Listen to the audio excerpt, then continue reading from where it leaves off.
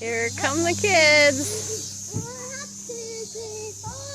They're helping pack the pod because we're getting ready to move. Alright. The thing about moving when you're into preparedness is you have a lot of pantry items to move. So the thing with the pod is that you fill up a section and then you put straps from those hooks that are on the side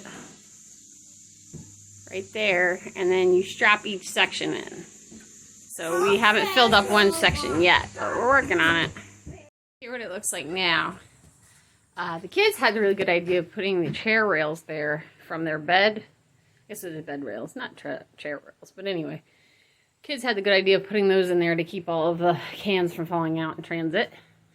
And then I put the bottom piece for the, I guess it would be like a box spring, only there's no box spring. It comes off the kids' bunk bed. And so we've got everything packed in there, and then we put the clothes in on top. So we're going to keep layering it like that as we go. So our loading has been cut short for the moment. It's pouring. It's not cats and dogs anymore, it's cows and horses. So we're going to have to give it up for a minute. So one of the ways that I am moving my home canned goods is in these cool little containers they make especially for canning jars. However, I have way too many canning jars to buy enough of those for the canning jars to go.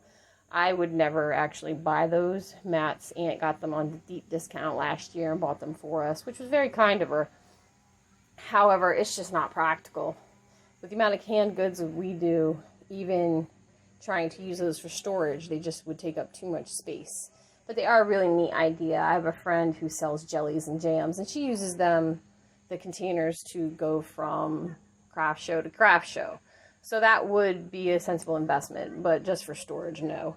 Our canned goods are in all plethora of boxes and bins, such as these there. They're pretty sturdy and they can handle it. I've got milk crates. I don't know if you saw on the other side of that box spring thing, whatever that would be called. And then another way is I had ordered these for kids' toys, these dishpans, and I traded them out for something I like that I thought was more aesthetically pleasing, but I'm using them to carry canned goods. They're durable and they stack well. And then I've got these handy dishpans to use for other projects I may have, because I always have a use for them. So I recommend buying yourself a stack of dishpans. They come in very handy. These are the really sturdy Rubbermaid ones. Don't go with the cheap ones. You'll be sorry. The Dollar Tree ones especially do not hold up. So and here's where we are on day 3. I haven't gotten very far, but it is Sunday, so I'm not working too hard. While I was loading the boxes into the pod, I told Bo not to get into the pool or get dirty. In not a terribly surprising turn of events, she did both.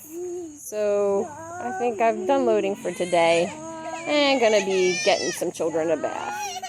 So this is day 4 of trying to pack. As you can see, it decided to pour its backside off. I got a little bit more in there, but not a lot. So it's supposed to slack off in about an hour, so hopefully I'll be able to move stuff again, but it's raining again.